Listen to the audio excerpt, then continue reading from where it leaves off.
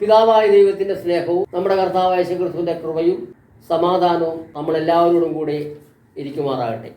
നാം ഇന്ന് സഭായോഗമായി കടന്നു വന്നിരിക്കുകയാണല്ലോ.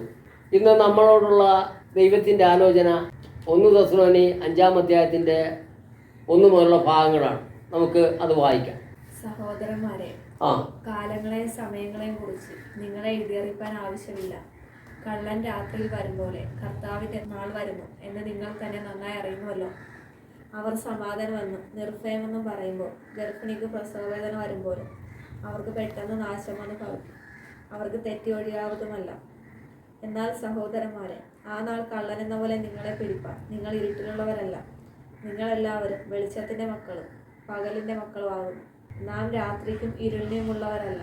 ആകയാൽ നാം ശേഷമുള്ളവരെ പോലെ ഉറങ്ങാതെ ഉണർന്നു സുബോധവുമായിരിക്കും. ആമേൻ. സ്തോത്രം, സ്തോത്രം.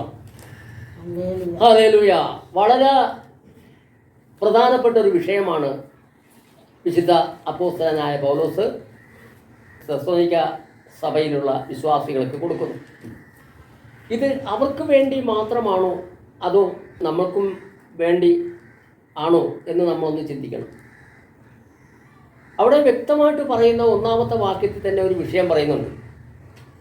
സഹോദരന്മാരെ, കാലങ്ങളെയും സമയങ്ങളെയും കുറിച്ച് നിങ്ങളെ എഴുതി അറിയിപ്പാൻ ആവശ്യമില്ല. അപ്പോൾ തെസ്സലോനിക്ക സഭയിലുള്ള വിശ്വാസികളെ കുറിച്ച് പൗലോസ് അപ്പോസ്തലൻ ഒരു കാഴ്ചപ്പാടുണ്ട്.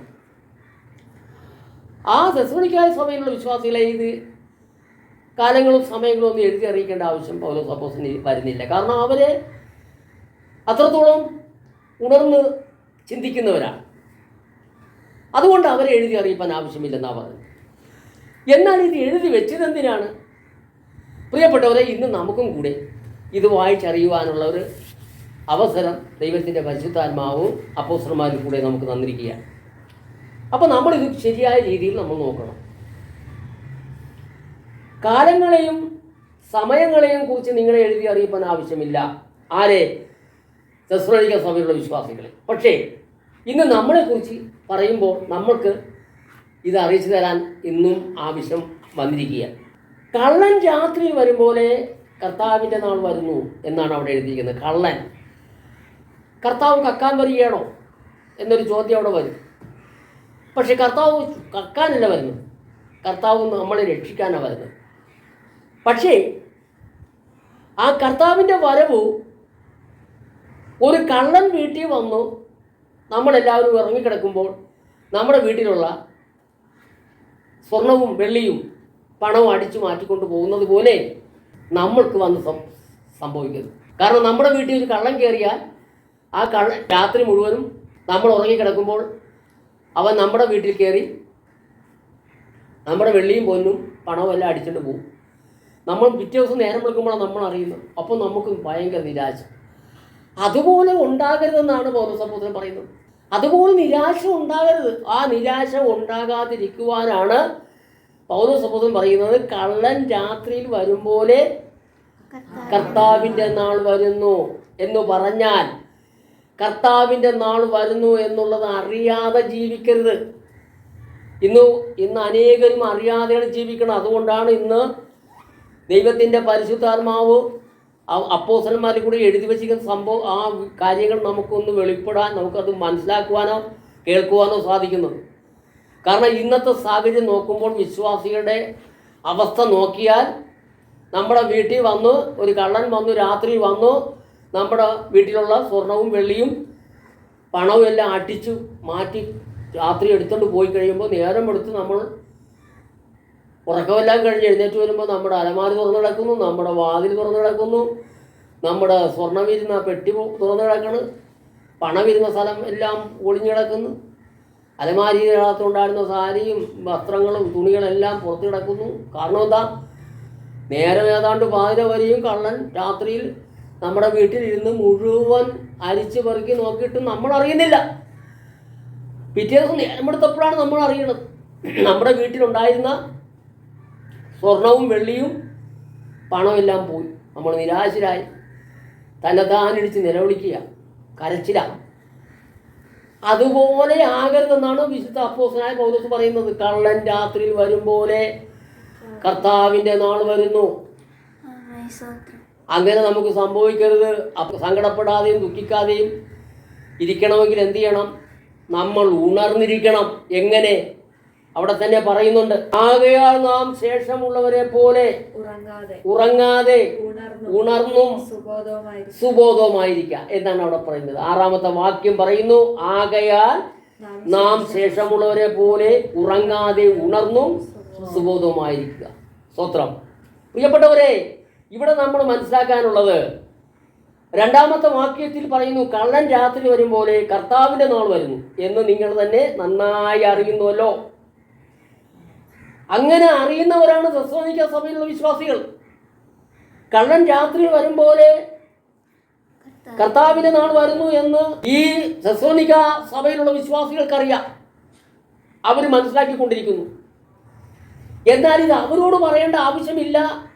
എന്നാൽ ഇത് ശേഷമുള്ളവർ അറിയേണ്ടതിന് ഇത് എഴുതി വച്ചിരിക്കുകയാണ്. അവിടെ അടുത്ത വാക്യം പറഞ്ഞ എന്താണ്? അവർ സമാധാനമെന്നും നിർഭയമെന്നും പറയുമ്പോൾ ഗർഭിണിക്ക് പ്രസവവേദന വരുമ്പോലെ അവർക്ക് പെട്ടെന്ന് നാശം വന്നു ഭവിക്കും. ഇവിടെ ഏതെങ്കിലും ഒരു സമയത്ത് ഇവിടെ യുദ്ധങ്ങളെല്ലാം അവസാനിച്ചു, ഒരു യുദ്ധങ്ങളുമില്ല, യുദ്ധശ്രുതികളും ഇല്ലാതിരിക്കുന്ന ഒരു സമയം, ആവശ്യത്തിനുള്ള ആഹാരത്തിനുള്ള സാധനങ്ങളെല്ലാം ഉണ്ട്, നമുക്കെല്ലാം വിളഞ്ഞ് നമ്മുടെ ഭൂമിയിടങ്ങളിലൊക്കെ നമുക്ക് നല്ല ആദായം കിട്ടുന്ന ഒരു സമയം. ഇല്ലെങ്കിൽ കടലിൽ പോകുന്നവർക്ക് കടലിൽ നല്ലപോലെ മത്സ്യം ധാരാളമായി കിട്ടുന്നൊരു സമയം, ഇല്ലെങ്കിൽ മറ്റുള്ള ജോലികൾ ചെയ്യുന്നവർക്ക് എപ്പോഴും ജോലി കിട്ടുന്നൊരു സമയങ്ങൾ. ഈ സമയത്ത് നമ്മളെല്ലാം മറക്കും. ഇതല്ല, നന്നായി നമുക്ക് ആഹാരവും കിട്ടി, വെള്ളവും കിട്ടി, നമുക്ക് സുഖഭാഗ്യങ്ങളെല്ലാം നമുക്ക് ലഭിക്കുമ്പോൾ നമ്മൾ ദൈവത്തിൻ്റെ കാര്യങ്ങളും സ്വർഗത്തിലെ കാര്യങ്ങളും സ്വർഗത്തിലേക്ക് പോകാനുള്ള കാര്യങ്ങളെല്ലാം നമ്മൾ മറന്നുപോകും. അപ്പോൾ ഈ സമയത്ത് ഒരു സംഭവം നടക്കുകയാണ്. ഇപ്പോൾ എല്ലാവർക്കും സമാധാനമായി. സമാധാനമെന്നും നിർഭയമെന്നും നമുക്ക് പേടിക്കേണ്ട ഒരു യുദ്ധവും ഇല്ല, ഒരു ക്ഷാമവും ഇല്ല, ഒരു ഭൂകമ്പവും ഇല്ല, ഇതൊന്നുമില്ലാത്തൊരു സമയം. അപ്പോൾ നമ്മളെല്ലാവരും നമ്മൾ വിചാരിച്ചു പോകും, ഇപ്പോൾ സമാധാനമാണ്, ഇനി നമുക്ക് പേടിക്കേണ്ട കാര്യമില്ല. അപ്പോൾ സമാധാനമെന്നും നിർഭയമെന്നും പറയുമ്പോൾ ഗർഭിണിക്ക് പ്രസവവേദന വരും പോലെ എന്തു വരും? പെട്ടെന്ന് നാശം വന്ന് ഭവിക്കുമെന്നാണ് പറഞ്ഞത്. നാശം വന്ന് ഭവിക്കുമെന്ന്. കർത്താവിൻ്റെ വരവ് വന്നു കഴിഞ്ഞാൽ പിന്നെ നാശമാണ്. കർത്താവ് വന്ന് വിശുദ്ധന്മാരെ ചേർത്ത് കഴിഞ്ഞാൽ പിന്നെ നാശം തന്നെയാണ്. അതാണ് അവിടെ പറയുന്നത്. ആ നാശം നമുക്ക് വന്ന് ഭവിക്കാതിരിക്കുവാൻ അവിടെ പറയുന്നു. ആ നാശം വരുന്നവർക്ക് തെറ്റി ഒഴിയാൻ ഒരു സാധ്യതയില്ല പിന്നെ. എന്നാൽ അവിടെ പറയുന്ന സഹോദരന്മാരെ, ആ നാൾ കള്ളൻ എന്ന പോലെ നിങ്ങളെ പിടിപ്പാൻ നിങ്ങൾ ഇരുട്ടിലുള്ളവരാകരുത്. നിങ്ങൾ ഇരുട്ടിലുള്ളവരാകരുത്. എന്നാൽ തെസ്സലോനിക്ക സഭയോട് പറയുന്നു, നിങ്ങൾ ഇരുട്ടിലുള്ളവരല്ല. പൗലോസ് അപ്പോസ്തലൻ പറയുന്നു, നിങ്ങൾ തെസ്സലോനിക്കയിലുള്ള വിശുദ്ധന്മാരോട് പറയുന്നു, നിങ്ങൾ ഇരുട്ടിലുള്ളവരല്ല, നിങ്ങളെല്ലാവരും വെളിച്ചത്തിൻ്റെ മക്കളും പകലിൻ്റെ മക്കളുമാകുന്നു. സർട്ടിഫിക്കറ്റ് കൊടുക്കുകയാണ് അവർക്ക്. പക്ഷെ നമ്മുടെ കാര്യം എങ്ങനെയാ? നമ്മളിപ്പോൾ എന്താ ചെയ്തിരിക്കുന്നത്? ലൂക്കോസ് സുവിശേഷത്തിലും മത്തായി സുവിശേഷത്തിലും കർത്താവ് പറഞ്ഞ പോലെ നമ്മൾ അതിഭക്ഷണത്താലും ഉപജീവന ചിന്തകളാലും ഭാരപ്പെട്ടിട്ട് നമ്മൾ അതിനെക്കുറിച്ചാണ് നമ്മൾ ഭാരപ്പെടുന്നത്. നമ്മുടെ ഉപജീവന ചിന്തകളും അതിഭക്ഷണത്തെക്കുറിച്ച് നമ്മൾ ഭാരപ്പെടുക. അപ്പോൾ നമ്മൾ അതിനെക്കുറിച്ച് ഭാരപ്പെട്ടുകൊണ്ടിരിക്കുമ്പോഴാണ് പെട്ടെന്ന് നാശം വന്ന് പോയിക്കുന്നത്. കാരണം നമ്മുടെ സ്വർഗത്തിലെ ചിന്ത പോയി, സ്വർഗീയമായ ചിന്തകളെല്ലാം വിട്ട് ഉയരത്തിലേക്കുള്ള നോട്ടം വിട്ട് നമ്മൾ ഭൂമിയിലേക്കാണ് നോക്കുന്നത്. അപ്പോഴാണ് കർത്താവിൻ്റെ വരവ്. കർത്താവിൻ്റെ വരവിൽ എന്ത് സംഭവിക്കും? ഉണർന്നിരിക്കുന്നവർ പോകും. കള്ളൻ രാത്രി വന്ന് മോഷ്ടിക്കും എന്ന് കാത്ത് അതിനുവേണ്ടി ഉണർന്നിരുന്ന് പ്രാർത്ഥിക്കുന്നവർ അവിടെ പോകും. അവിടെ വ്യക്തമായിട്ട് പറയുന്നുണ്ട്, നാം രാത്രിക്കും ഇരുളിനുള്ളവരല്ല, ആകയാൽ നാം ശേഷമുള്ളവരെ പോലെ ഉറങ്ങാതെ ഉണർന്നും സുബോധമായും ഇരിക്ക എന്നാണ് അവിടെ പറയുന്നത്. ആകയാൽ നാം രാത്രിക്കും ഇരുളിനുമുള്ളവരല്ല, ആകയാൽ നാം ശേഷമുള്ളവരെ പോലെ ഉറങ്ങാതെ ഉണർന്നും സുബോധമായിരിക്ക. ഉറങ്ങുന്നവർ രാത്രി ഉറങ്ങുന്നു, മദ്യപിക്കുന്നവർ രാത്രി മദ്യപിക്കുന്നു. നാമോ പകലിനുള്ളവരാകയാൽ വിശ്വാസവും സ്നേഹവും എന്ന കവചവും ശിരസ്രമായി രക്ഷയുടെ പ്രത്യാശയും ധരിച്ചുകൊണ്ട് സുബോധമായിരിക്കാം. അങ്ങനെയായിരിക്കുന്നുണ്ടോ നമ്മൾക്കിപ്പോൾ പല പല വിഷയങ്ങളല്ലേ. അതിഭക്ഷണം നമുക്ക് വേണം, ഉപജീവന ചിന്തകളാൽ ഭാരപ്പെട്ടുകൊണ്ടിരിക്കുന്നു. നമ്മുടെ നാട്ടിൽ ജീവിക്കുന്ന മറ്റുള്ള ജാതികളെപ്പോലെ സർവ്വസന്നാഹങ്ങളോടുകൂടി സകല സമ്പത്തോടുകൂടി ജീവിക്കണമെന്നുള്ള ആഗ്രഹമാണ് നമുക്ക് വന്നിരിക്കുന്നത്. അങ്ങനെ വരികയാണെങ്കിൽ ആ ചിന്ത നമ്മളെ ഏതിലേക്ക് കൊണ്ടുപോകും? ആ ചിന്ത മരണത്തിൻ്റെതാണ്, ജീവൻ്റെ ചിന്തയല്ല. വിശുദ്ധ അപ്പോസ്തലനായ പൗലോസ് പറയുന്നത് എന്താണ്? ഉണ്മാനും ഉടുക്കാനും ഉണ്ടെങ്കിൽ മതി, എനിക്ക് ലാഭമായിരുന്നതൊക്കെ ഞാൻ ഛേദമെന്നെണ്ണി. അത്രയുമല്ല, നമ്മുടെ കർത്താവായ യേശു ക്രിസ്തുവിന്റെ പരിജ്ഞാനം സംബന്ധിച്ച് എല്ലാം ചപ്പന്നും ചവർന്നും എണ്ണി എന്നാണ് പൗലോസ് അപ്പോസ്തലൻ പറയുന്നത്. അപ്പം നമ്മൾ ഏതിനു വേണ്ടിയാണ് ജീവിക്കുന്നത്? നമ്മൾ ഈ ഭൂമിയിൽ ജീവിക്കുന്ന ഇവിടെ ഇതിനു വേണ്ടി മാത്രം ജീവിക്കുന്നവരാണോ?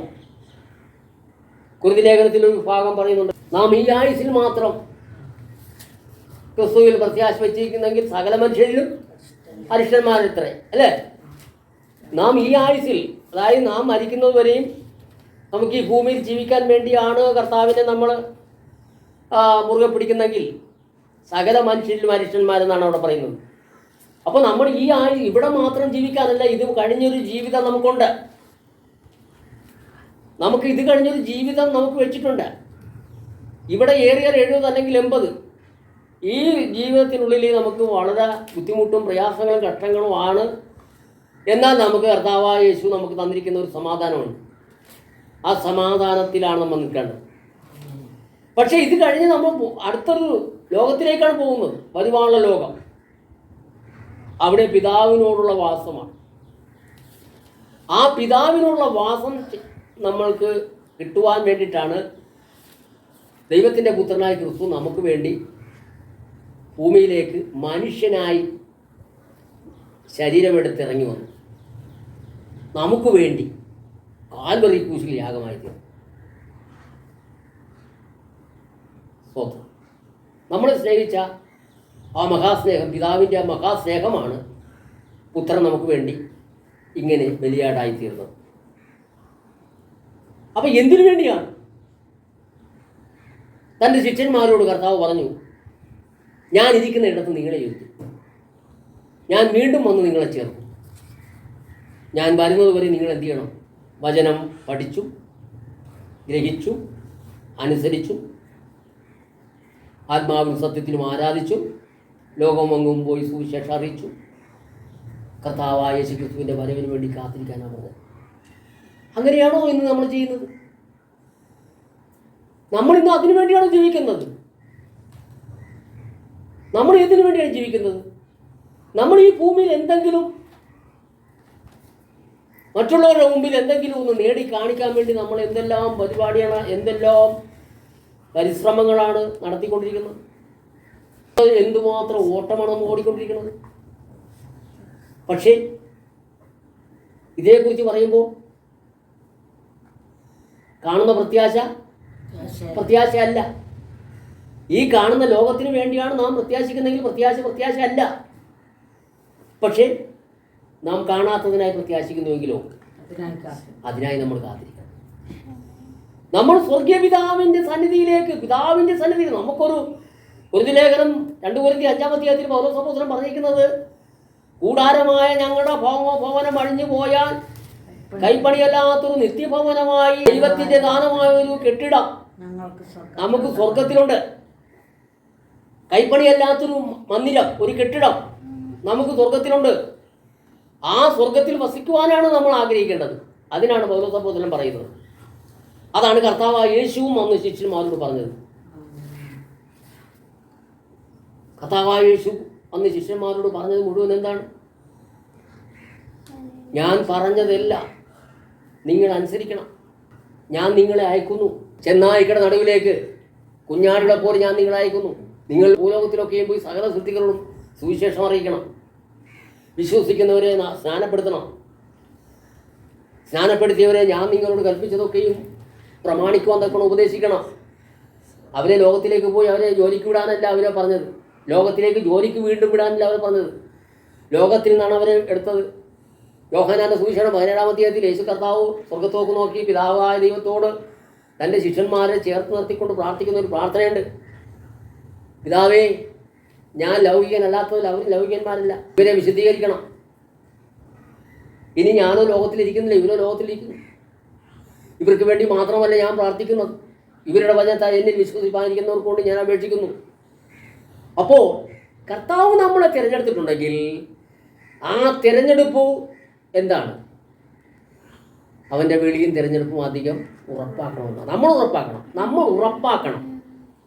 എന്തിനാണ് നമ്മളെ തിരഞ്ഞെടുത്തത്? എന്തിനാണ് നമ്മളെ വിളിച്ചിരിക്കുന്നത്? വിശുദ്ധ അപ്പോസ്തലനായ ഒന്നാമത്തെ അപ്പോസ്തലനായ പത്രോസ് എഴുതുമ്പോൾ, ലേഖനം എഴുതുമ്പോൾ, അവിടെ 1 പത്രോസ് 2-ാം അധ്യായത്തിൻ്റെ 9-ാമത്തെ വാക്യത്തിൽ വ്യക്തമായിട്ട് പത്രോസ് അപ്പോസ്തലൻ എഴുതിയിരിക്കുന്നു, നിങ്ങളോ അന്ധകാരത്തിൽ നിന്നും തൻ്റെ അത്ഭുത പ്രകാശത്തിലേക്ക് നിങ്ങളെ വിളിച്ചവൻ്റെ സൽഗുണങ്ങളെ ഘോഷിപ്പാൻ തക്കവണ്ണം തിരഞ്ഞെടുക്കപ്പെട്ട ഒരു ജാതിയും രാജകീയ പുരോഹിത വർഗവും വിശുദ്ധ വംശവും സ്വന്തം ജനവുമാണ്. മുമ്പോ നിങ്ങൾ ജനമല്ലാത്തവർ, ഇപ്പോഴോ അവൻ്റെ സ്വന്തം ജനം. മുമ്പ് നിങ്ങൾക്ക് കരുണ ലഭിക്കാത്തവരായിരുന്നു, ഇപ്പോഴോ കരുണ ലഭിച്ചവരാണ്. പ്രിയപ്പെട്ടവരെ, നമ്മൾ ആ ഒരു പദവിയിലേക്കാണ് വിളിച്ചിരിക്കുന്നത്. 4 പദവി തന്നുകൊണ്ട് 4 പദവി നമുക്ക് തന്നു. സ്വന്തം ജനം, വിശുദ്ധ വംശം, രാജകീയ പുരോഹിത വർഗം, പ്രത്യേക ജാതി. ഇങ്ങനെ 4 പദവി നമുക്ക് തന്നിട്ട് നമ്മളെ വിളിച്ചിരിക്കണേ. എന്തിനാണ്? വീണ്ടും പോയി ഈ ഭൂമിയിൽ കിടന്ന് ഉരുളാനല്ല, കുളിച്ചിട്ട് പിന്നെയും പോയി ചളിയിൽ ഉരുളുവാനല്ല. ഈ ലോകത്തിലെ ഏത് പണിയും ചെളിയിൽ ഉരുളുകയാണ്. കാരണം എന്തു നമ്മൾ ചെയ്താലും മനുഷ്യരോടുകൂടി ഇടപെടേണ്ടി വരും, അവരോട് സംസാരിക്കേണ്ടി വരും, അവരുടെ രീതിയിലേക്ക് നമ്മളും സംസാരിക്കേണ്ടി വരും. അങ്ങനെയല്ല, അതിനു വേണ്ടി അല്ല. വീണ്ടും കുളി കഴിഞ്ഞവൻ്റെ കാല് കഴിയാൻ മതിയെന്ന് കർത്താവ് പറഞ്ഞതാ. പ്രിയപ്പെട്ടവരെ, നമ്മൾ പ്രത്യേക ഒരു ദൗത്യത്തിന് വേണ്ടിയാണ് കർത്താവ് നമ്മളെ തിരഞ്ഞെടുത്തിരിക്കുന്നത്. അതവിടെ മത്തായി 28-ൽ വ്യക്തമായിട്ട് പറയുന്നുണ്ട്, ഞാൻ നിങ്ങളോട് കൽപ്പിച്ചതൊക്കെയും പ്രമാണിക്കുവാൻ തക്കവണ്ണം ഉപദേശിക്കണമെന്ന്. ഉപദേശിച്ചുകൊണ്ട് സകല ജാതികളെ ശിഷ്യരാക്കി പഠിപ്പിക്കാൻ, ചെയ്യുവാൻ തക്കവണ്ണം, പ്രവർത്തിക്കാൻ തക്കവണ്ണം. അല്ലാതെ കർത്താവിൻ്റെ സുവിശേഷം കേട്ട് വിശ്വസിച്ച് സ്നാനപ്പെട്ടേച്ചും പിറ്റേ ദിവസം പോയി ലോകത്തിലെ പണിക്കാരനാകാനല്ല നമ്മളെ വിളിച്ചിരിക്കുന്നത്. നമ്മളെ സ്വർഗീയ പിതാവിൻ്റെ ഇഷ്ടം ചെയ്യുവാനാണ് നമ്മളെ വിളിച്ചിരിക്കുന്നത്. നമ്മൾ വീണ്ടും ഈ ഭൂമിയിൽ കിടന്ന് ഉരുളാൻ പോയാൽ പന്നി കുളിച്ചിട്ട് വീണ്ടും ചെന്ന് ചെളിയിൽ കൊണ്ട് ഉരുള പോലെ, നായ ഭക്ഷിച്ചതാനും പിന്നെ ഛർദ്ദിച്ചിട്ട് അതും വീണ്ടും തിന്നുന്ന പോലെ നമ്മൾ ചെയ്യാനല്ല. അത് വ്യക്തമായിട്ട് ഈ പറഞ്ഞ പന്നിയെയും അതുപോലെ തന്നെ നായയെയും ഒക്കെ എടുത്ത് ബൈബിളിൽ പറഞ്ഞിരിക്കുന്ന കാര്യം എന്തുകൊണ്ടാണ്? അതുപോലെ നമ്മൾ ആകരുത്. ആ പന്നിയുടെ പ്രവൃത്തി നമ്മൾ ചെയ്യരുത്, നായയുടെ പ്രവൃത്തി നമ്മൾ ചെയ്യരുത്. നായ എന്താണ്? ഛർദ്ദിച്ചിട്ട് വീണ്ടും ഭക്ഷിക്കും. പന്നി എന്താണ്? കുളിച്ചിട്ട് വീണ്ടും ചെളിയിലുള്ളൂ. ഇത് രണ്ടും നമ്മളെ സംബന്ധിച്ച് പറഞ്ഞിരിക്കുകയാണ്. അപ്പം നമ്മളെ വിളിച്ചത് എന്തിനാണ്? സ്വർഗീയ പിതാവിൻ്റെ ഇഷ്ടം ചെയ്യാനാണ്. അത് പൗലോസ് അപ്പോസ്തലൻ പറഞ്ഞത് അവന് ഒരു ഉദ്യോഗം, ഏറ്റവും ശ്രേഷ്ഠമേറിയ ഒരു ഉദ്യോഗം എനിക്ക് തന്നിരിക്കുന്നു. അപ്പോൾ വീണ്ടും നമ്മൾ ചെന്ന് പോകും. അങ്ങനെയല്ല നമ്മളെ വിളിച്ചിരിക്കുന്നത്. അതുകൊണ്ടാണ് തെസ്സലോനിക്ക സഭയോട് പറയുകയാണ്, സഹോദരന്മാരെ, കാലങ്ങളെയും സമയങ്ങളെയും കുറിച്ച് നിങ്ങളെ എഴുതി അറിയിപ്പാൻ ആവശ്യമില്ല, നിങ്ങൾക്കറിയാം എന്താണെന്നുള്ളത്. ആ നാൾ കള്ളൻ എന്ന പോലെ നിങ്ങളെ പിടിപ്പാൻ നിങ്ങൾ ഇരുട്ടിലുള്ളവരല്ല. തെസ്സലോനിക്ക സഭയിലുള്ള വിശ്വാസികൾ ഇരുട്ടിലുള്ളവരല്ലെന്ന് പൗലോസ് അപ്പോസ്തലൻ സാക്ഷ്യപ്പെടുത്തുകയാണ്. നിങ്ങളെല്ലാവരും വെളിച്ചത്തിൻ്റെ മക്കളും പകലിൻ്റെ മക്കളുമാകുന്നു. നാം രാത്രിക്കും ഇരുളിലുമുള്ളവരല്ല. ആകയാൽ നാം ശേഷമുള്ളവരെ പോലെ ഉറങ്ങാതെ ഉണർന്നും സുബോധമായി ഇരിക്കണം. നമുക്കൊരു സുബോധം ഉണ്ടാകണം. നമുക്കൊരു സുബോധമാണ് ഉണ്ടാകേണ്ടത്. സുബോധമില്ലാത്തവരാണ് വീണ്ടും ചെളിയിൽ പോയി ഉരുളുന്നത്, ഛർദ്ദിച്ചിട്ട് വീണ്ടും ഭക്ഷിക്കാൻ നോക്കുന്നത്. അപ്പം നമ്മൾ സുബോധമുള്ളവരാകണം എന്നാണ് നമ്മൾ പറയുന്നത്. അടുത്തത്, ഉറങ്ങുന്നവർ രാത്രിയിൽ ഉറങ്ങുന്നു, മദ്യപിക്കുന്നവർ രാത്രിയിൽ മദ്യപിക്കുന്നു. നാമോ പകലിനുള്ളവരാകിയാൽ വിശ്വാസവും സ്നേഹവും എന്ന കവചവും ശിരസ്ത്രമായി രക്ഷയുടെ പ്രത്യാശയും ധരിച്ചുകൊണ്ട് സുബോധവുമായിരിക്കുക. അവിടെ ഉറങ്ങുന്നവർ രാത്രി ഉറങ്ങുന്നു, മദ്യപിക്കുന്നവർ രാത്രി മദ്യപിക്കും. നാമോ പകലിനുള്ളവരാകയാൽ വിശ്വാസം. എന്താണ് വിശ്വാസം? വിശ്വാസം 1 Corinthians 11-ാം അധ്യായത്തിൽ പറയുന്നത് എന്താണ്? വിശ്വാസം എന്നതോ ആശിക്കുന്നതിൻ്റെ ഉറപ്പും കാണാത്ത കാര്യങ്ങളുടെ നിശ്ചയവുമാകുന്നു. എന്താണ് ആശിക്കുന്നത്? കാണാത്ത പ്രത്യാശ. കാണുന്ന പ്രത്യാശയല്ല ആശിക്കുന്നത്, കാണാത്ത പ്രത്യാശ. ആ കാണാത്ത പ്രത്യാശയ്ക്കായി നമ്മൾ ആശിക്കുന്നെങ്കിൽ വിശ്വാസമാണ്. വിശ്വാസം ആശിക്കുന്നതിൻ്റെ ഉറപ്പാണ്, കാണാത്ത കാര്യങ്ങളുടെ നിശ്ചയമാണ്. ഇത് കാണുന്നതെല്ലാം താൽക്കാലികമാണെന്ന് വിശുദ്ധ ബൈബിൾ പറയുന്നു. ദൈവത്തിൻ്റെ വചനം പറയുന്നു, ഈ കാണുന്നതെല്ലാം താൽക്കാലികമാണ്. ഇവിടെ നിലനിൽക്കുന്ന നഗരമില്ല, ഇവിടെ നിലനിൽക്കുന്ന നഗരമില്ല. അപ്പോൾ ഈ കാണുന്ന കാഴ്ച കണ്ടിട്ട് നമ്മൾ പ്രത്യാശിക്കുന്നത് എന്തിനാണ്? ഇവിടെ നിലനിൽക്കാത്തതിന് വേണ്ടി നമ്മൾ പ്രത്യാശിക്കുന്നത് എന്തിനാണ്? പക്ഷേ നിലനിൽക്കുന്ന ഒരു പ്രത്യാശയുണ്ട്. അത് കർത്താവിൻ്റെ വരവിൽ നമ്മൾ ഇവിടുന്ന് പോകണം. കർത്താവിൻ്റെ വരവിൽ നാം ഇവിടുന്ന് കർത്താവിനോടുകൂടി പിതാവായ ദൈവത്തിൻ്റെ സന്നിധിയിൽ എത്തിയെങ്കിൽ മാത്രമേ ആ കാണാത്ത പ്രത്യാശയുടെ സ്ഥിരീകരണം ഉറപ്പാക്കേണ്ടത്. നിത്യകാലവാസം പിതാവിനോടൊപ്പം, പുത്രനായ യേശു ക്രിസ്തുവിനോടൊപ്പം നിത്യകാലവാസം. ദൈവദൂതന്മാരും വിശുദ്ധന്മാരും എല്ലാ വിശുദ്ധന്മാരും സകലരും കൂടി ചേർന്നുള്ള ഒരു പിതാവായ ദൈവത്തിൻ്റെ മുഖം കണ്ടുള്ള ആരാധന, പിതാവായ ദൈവത്തെ ആരാധിക്കുന്ന ഒരു ആരാധന, പൂർണ്ണമായൊരു ആരാധന, പൂർണ്ണമായൊരു സന്തോഷം, പൂർണ്ണമായൊരു ആനന്ദം നമുക്കുണ്ടാകുകയാണ്. നിത്യകാലമാണ്. അത് ഒരു ദിവസമോ 2 ദിവസമോ 6 വർഷമോ 10 വർഷമോ അല്ല, നിത്യകാലം പിതാവിനോടൊപ്പമുള്ള വാസം. അപ്പോൾ തന്നെ വിശ്വസിക്കാത്തവരും അനുസരിക്കാത്തവർക്കും നിത്യകാല നരകയാതനകളാണ് വെച്ചിരിക്കുന്നത്. ഒരിക്കൽ മരിക്കുകയും പിന്നെ ന്യായവിധിയും സകല മനുഷ്യർക്കും നിയോഗിച്ചിരിക്കുന്നു. എബ്രായലേഖനം 9:27. അപ്പോൾ ആ നിത്യകാല മരണം അല്ലെങ്കിൽ നിത്യ ശിക്ഷാവിധി, ആ നിത്യ ശിക്ഷാവിധി യുഗയുഗം അല്ലെങ്കിൽ ആ നരകയാതന നിത്യകാലമാണ്, അതിനവസാനമില്ല. അതുപോലെ പിതാവിൻ്റെ സന്നിധിയിൽ എത്തുന്നവർക്കും നിത്യകാലവാസം. അവിടെ അതിന് കാലങ്ങളോ സമയങ്ങളോ ഇല്ല. നിത്യകാലവാസം, ദൈവത്തോടുള്ള പിതാവിനോടുള്ള വാസം. പ്രിയപ്പെട്ടവരെ, ഇതാണ് നമുക്ക് വെച്ചിരിക്കുന്നത്. അതുകൊണ്ട് ഇത്രയും ശ്രേഷ്ഠമേറിയ ഒരു പദവി നമുക്ക് തന്ന് നമ്മളെ വിളിച്ചിട്ട് നമ്മൾ ഇന്നും നമ്മുടെ ഉപജീവന മാർഗത്തിനും അല്ലെങ്കിൽ നമ്മുടെ മറ്റുള്ള കാര്യങ്ങൾക്കും വേണ്ടി നമ്മൾ ശ്രേഷ്ഠമേറിയ ദൈവത്തിൻ്റെ അനുഗ്രഹം നമ്മൾ വിട്ടിട്ട് പോയാൽ എങ്ങനെയായിരിക്കും? കർത്താവ് പറഞ്ഞു, നിങ്ങൾ അതിനെക്കുറിച്ച് ഭാരപ്പെടണ്ട. ആകാശത്തിലെ പറവുകളെ നോക്കുവാൻ വിതയ്ക്കുന്നില്ല, കൊയ്യുന്നില്ല, കളപ്പുറം ശേഖരിക്കുന്നില്ല. അവയേക്കാൾ എത്രയോ വിശേഷതയുള്ളവരാണ് നിങ്ങൾ. ഉടുപ്പിനെക്കുറിച്ച് വിചാരപ്പെടേണ്ട, ആഹാരത്തെക്കുറിച്ച് വിചാരപ്പെടേണ്ട. അത് ഒന്നും ചെയ്യാത്ത പക്ഷികൾക്ക് അല്ലെങ്കിൽ അവർക്ക് കൊടുക്കുന്നെങ്കിൽ അതിനേക്കാൾ ശ്രേഷ്ഠമായിട്ട് നമുക്ക് തരും. അത് കർത്താവ് പറഞ്ഞിരിക്കുകയാണ്. വാഗ്ദത്തങ്ങളിൽ വിശ്വസ്തനും വാക്ക് പറഞ്ഞാൽ മാറാത്തവനുമായ യേശു കർത്താവാണ് അത് പറഞ്ഞിരിക്കുന്നത്. അതുപോലെ തന്നെ മുമ്പേ അവൻ്റെ രാജ്യവും നീതിയും അന്വേഷിക്കണം, അതോടുകൂടി ഇതൊക്കെ നിങ്ങൾക്ക് കിട്ടും. അപ്പം നമ്മൾ ദൈവരാജ്യത്തിനും ദൈവത്തിൻ്റെ പ്രവൃത്തിക്കും ദൈവത്തിൻ്റെ ഉദ്ദേശത്തിനും വേണ്ടി നമ്മൾ സ്വന്തം പ്രവർത്തിച്ചാൽ മതി. അപ്പോൾ നമുക്കവിടെ നമ്മുടെ മറ്റു കാര്യങ്ങളെല്ലാം നോക്കുന്നത് കർത്താവാണ്. അപ്പോൾ പ്രിയപ്പെട്ട സഹോദരന്മാരെ, നമ്മൾ ഇത്രയും ശ്രേഷ്ഠമായ കാര്യങ്ങൾ നമ്മൾ വിട്ടിട്ട് നമ്മളിന്നും ജാതികളെപ്പോലെ, അവിടെ വ്യക്തമായിട്ട് പറയുന്നു, മത്തായി സുവിശേഷമാണ്, അവിടെ വ്യക്തമായിട്ട് പറയുന്ന ഭാഗം ഒന്ന് നോക്കൂ. മത്തായി 7-ാം അധ്യായത്തിന്റെ 7-ാം വാക്യം ഒന്ന് വായിച്ചു നോക്കും. യാചിപ്പീൻ എന്നാൽ നിങ്ങൾക്ക് കിട്ടും, അന്വേഷിപ്പീൻ എന്നാൽ നിങ്ങൾ കണ്ടെത്തും, മുട്ടുവിൻ എന്നാൽ നിങ്ങൾക്ക് തുറക്കും. യാചിക്കുന്ന ഏവൻ ലഭിക്കുന്നു, അന്വേഷിക്കുന്നവൻ കണ്ടെത്തുന്നു, മുട്ടുന്നവന് തുറക്കും. മകൻ അപ്പം ചോദിച്ചാൽ അവന് കല്ല് കൊടുക്കുന്ന മനുഷ്യൻ നിങ്ങളിൽ ആരുള്ളൂ? മീൻ ചോദിച്ചാൽ അവന് പാമ്പിനെ കൊടുക്കുമോ?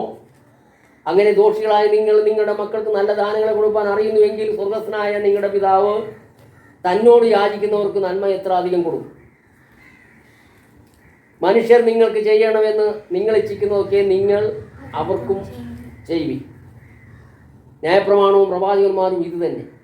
മത്തായി 6:33 വാക്യം ഒന്ന് വായിച്ചു. മുമ്പേ അവൻ്റെ രാജ്യവും നീതിയും അന്വേഷിപ്പിന്, അതോടുകൂടി ഇതൊക്കെ നിങ്ങൾ കിട്ടും. അതുകൊണ്ട് നാളെക്കായി വിചാരപ്പെടരുത്, നാളത്തെ ദിവസം തനിക്കായി വിചാരപ്പെടുമല്ലോ. അതത് ദിവസത്തിന് അന്നന്നത്തെ ദോഷം മതി. പ്രിയപ്പെട്ട, ഇത്രയും വാഗ്ദത്തമേറിയ കാര്യങ്ങൾ കർത്താവ് നമ്മളോട് പറഞ്ഞിട്ട് നമ്മൾ ഇന്നും ഭൂമിയിലുള്ളതാണ് നോക്കുന്നത്, ഉയരത്തിലുള്ളത് നോക്കുന്നില്ല. കൊലോസ്യ ലേഖനം 3-ാം അധ്യായം അതിന്റെ 1-ാമത്തെ വാക്യത്തിലും പറയുന്നു, ആകയാൽ നിങ്ങൾ ആകയാൽ നിങ്ങൾ ക്രിസ്തുവിനോടുകൂടി ഉയർത്തെഴുന്നേറ്റിരിക്കുന്നെങ്കിൽ ക്രിസ്തു ദൈവത്തിന്റെ വലത്തുഭാഗത്തിരിക്കുന്ന ഇടമായ ഉയരത്തിലുള്ള അന്വേഷിക്കും. ഭൂമിയിലുള്ളതല്ല, ഉയരത്തിലുള്ളത് തന്നെ ചിന്തിക്കും. പ്രിയപ്പെട്ടവരെ, ഇങ്ങനെ കർത്താവ് നമ്മളോട് പറയുമ്പോൾ നമ്മൾ ഇന്നും ഭൂമിയിലുള്ള കാര്യങ്ങൾക്ക് വേണ്ടിയാണ് നമ്മൾ ഓടുന്നത്. ഓരോ ദിവസവും ഓരോ വിശ്വാസികളും കർത്താവിൻ്റെ വരവിന് വേണ്ടി ചിന്തിക്കുകയോ അതിനുവേണ്ടി ഒരുങ്ങുകയോ അതിനുവേണ്ടി പ്രവർത്തിക്കുകയോ ചെയ്യാതെ ഈ ഉപജീവന മാർഗത്തിന് വേണ്ടി ഓടിക്കൊണ്ടിരിക്കുകയാണ്. അതുകൊണ്ട് കർത്താവിൻ്റെ വരവ് ആ നാൾ കള്ളൻ എന്ന പോലെ നിങ്ങളെ പിടിപ്പാൻ നിങ്ങൾ ഇരുട്ടിലുള്ളവരാകരുത്, നിങ്ങൾ വെളിച്ചത്തിൻ്റെ മക്കളും പകലിൻ്റെ മക്കളും ആകണമെന്നാണ് വിശുദ്ധ അപ്പോസ്തലനായ പൗലോസ് പറയുന്നത്. അതുകൊണ്ട് എൻ്റെ പ്രിയപ്പെട്ട സഹോദരന്മാരെ, ഞാൻ നീട്ടിക്കൊണ്ടു പോകുന്നില്ല. കാരണം കർത്താവിൻ്റെ വരവിന് വേണ്ടി സ്വർഗരാജ്യത്തിൽ എത്തണമെന്നുള്ള ആഗ്രഹമുള്ളവർക്കൊന്നും ഒരുപാട് കാര്യങ്ങളൊന്നും പറഞ്ഞു കൊടുക്കണ്ട. അവർക്ക് ചില കാര്യങ്ങൾ മാത്രം വെളിപ്പെടുത്തി കൊടുത്താൽ മതി. അതുകൊണ്ട് നമ്മുടെ ഈ പോക്ക് നാശത്തിലേക്കുള്ള പോക്കാണ് നമ്മൾ പോകുന്നത്. ഇപ്പോൾ നമ്മുടെ മുമ്പിലുള്ള വാതിൽ നാശത്തിലേക്കുള്ള വാതിലാണ്. അത് വീതിയുള്ളതും വഴി വിശാലമാണ്. അതിൽ കിടക്കുന്നവർ അനേകരാണ്, അവർ നാശത്തിൽ ചെന്നെത്തുന്നു. എന്നാൽ കർത്താവ് പറയുന്നു, ഇടുക്കുവാതിലൂടെ അകത്ത് കിടക്കും, ഇടുക്കുവാതിലൂടെ അകത്ത് കിടപ്പിൻ. സ്വർഗത്തിലേക്കുള്ള വാതിൽ ഇടുക്കവും വഴിഞ്ഞെരിക്കവുമാണ്, അതിൽ കിടക്കുന്നവർ ചുരുക്കമാണ്. നമ്മൾ വിശാലമായ വഴി നോക്കിയാണ് ഇപ്പോൾ പോയിക്കൊണ്ടിരിക്കുന്നത്. കാരണം സത്യ ഉപദേശം ഇന്ന് പറഞ്ഞു കൊടുക്കുന്ന പാസ്റ്റർമാരോ ദൈവദാസന്മാരോ കാണാൻ വളരെ വിരളമാണ്. ഇന്നും പറഞ്ഞു കൊടുക്കുന്നത് എന്തെങ്കിലും കിട്ടുമെങ്കിൽ, ഭൂമിയിൽ നിന്ന് എന്തെങ്കിലും കിട്ടുമെങ്കിൽ ദൈവം നിങ്ങളെ അനുഗ്രഹിച്ചു, ദൈവം നിങ്ങളെ അനുഗ്രഹിച്ചു, അബ്രഹാമിനെ അനുഗ്രഹിച്ചതുപോലെ നിങ്ങളെ അനുഗ്രഹിച്ചു എന്ന് പറഞ്ഞ് അവരെ വീണ്ടും അതിലേക്ക് തള്ളിവിടുന്ന ഒരു ശുശ്രൂഷകളാണ് ഇന്ന് നടക്കുന്നത്. എന്നാൽ പ്രിയപ്പെട്ടവരെ, അതല്ല.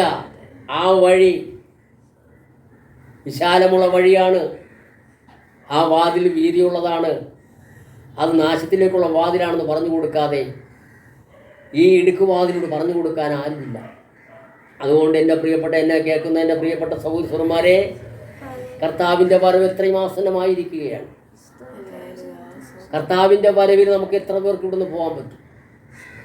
ആർക്കെങ്കിലും നെഞ്ചത്ത് കൈവച്ചിട്ട് പറയാം ഞാൻ പോകുമെന്ന് പറയണോ? വെറുതെ പറയല്ല, പറയുവാൻ എന്തെങ്കിലും നമ്മുടെ കയ്യിൽ എന്തെങ്കിലും ഒരു ഉറപ്പ് വേണം. താങ്കൾ പരിശുദ്ധാത്മാവിൻ്റെ ശക്തി പ്രാപിച്ചിട്ടുള്ള വ്യക്തിയാണോ? ആത്മാവിനെ അനുസരിച്ച് നടക്കുന്ന ഒരു വ്യക്തിയാണോ? ആത്മാവിനും സത്യത്തിലുമാണോ ആരാധന ഇന്ന് നടക്കുന്നത്? പരിശുദ്ധാത്മാവിൻ്റെ ശക്തിയോടെയുള്ള സുവിശേഷ വേലയാണോ നടക്കുന്നത്? നാം എല്ലാവരെയും സ്നേഹിക്കാൻ നമുക്ക് സാധിക്കുന്നുണ്ടോ?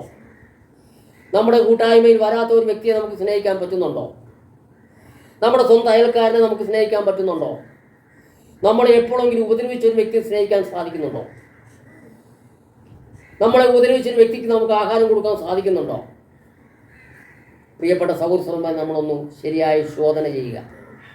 നാം വിശ്വാസത്തിലാണോ ഇരിക്കുന്നത്? നാം വിശ്വാസത്തിലാണോ ഇരിക്കുന്നത്? നാം നമ്മെ തന്നെ ശോധന ചെയ്യുക. നമ്മളെ മറ്റുള്ളവർ ഉപദ്രവിക്കുമ്പോൾ നമ്മൾ അവരോടുകൂടി നമ്മൾ എന്ത് ചെയ്യുന്നു? നമ്മൾ അവരെ തകർത്ത് കളയാനായിട്ടുള്ള ചിന്താഗതിയാണ് നമുക്കൊന്ന് ഉണ്ടാകുന്നുണ്ടെങ്കിൽ നമ്മളിൽ ദൈവം വസിക്കുന്നുണ്ടോ? ദൈവം വസിക്കുന്നുണ്ടോ? കാണപ്പെടുന്ന സഹോദരന്മാരെ സ്നേഹിക്കാതെ എങ്ങനെ കാണപ്പെടാത്ത ദൈവത്തെ സ്നേഹിക്കാൻ സാധിക്കും? ഇതൊക്കെ നമ്മളൊന്ന് ശോധന ചെയ്യണം. സ്വന്തം സഹോദരനെയും എപ്പോഴും പാരവെച്ചുകൊണ്ടിരിക്കുന്ന ഒരു വ്യക്തിയാണെങ്കിൽ ആ വ്യക്തിക്ക് എങ്ങനെ ദൈവത്തെ കാണാൻ പറ്റും? ആ വ്യക്തി എങ്ങനെ ദൈവത്തെ സ്നേഹിക്കാൻ പറ്റും? നമ്മളെ ഉപദ്രവിക്കുന്നവരെയും നമ്മൾ സ്നേഹിക്കണം എന്നല്ലേ കർത്താവ് പറഞ്ഞത്? സ്തോത്രം. അതുകൊണ്ട് പ്രിയപ്പെട്ട സഹോദരന്മാരെ, നമ്മുടെ കർത്താവിൻ്റെ വരവ് എത്രയും ആസന്നമായിരിക്കുന്നു. നമ്മൾ തെറ്റിപ്പോകാതിരിക്കുവാൻ, നമ്മൾ നശിച്ചു പോകാതിരിക്കുവാൻ, നമ്മുടെ ജീവിതത്തിൽ, നമ്മുടെ ശരീരത്തിൽ എവിടെയെങ്കിലും ഏതെങ്കിലും ഭാഗത്ത് നല്ല മനസ്സാക്ഷി ഉണ്ടെങ്കിൽ, നല്ല സ്നേഹം എവിടെയെങ്കിലും ഉണ്ടെങ്കിൽ ആ സ്നേഹം ഒന്ന് ഉണർന്നു വരുവാനും ആ മനസ്സാക്ഷിയെ ഒന്ന് ഉണർത്തുവാനും വേണ്ടി ഇന്ന് ഈ നിങ്ങളുടെ മുമ്പിൽ അവതരിപ്പിച്ച ദൈവത്തിൻ്റെ വചനം നിങ്ങൾക്ക് അതൊരു ആചാരമായി തീരട്ടെ എന്ന് പറഞ്ഞുകൊണ്ട് ഞാൻ എൻ്റെ വാക്കുകൾ ചുരുക്കുന്നു. നിങ്ങൾക്കെല്ലാവർക്കും കർത്താവായ യേശു ക്രിസ്തുവിൻ്റെ നാമത്തിലുള്ള വന്ദനം പറഞ്ഞുകൊണ്ട് ഞാൻ നിർത്തുന്നു. ദൈവത്തിന് സ്തോത്രം.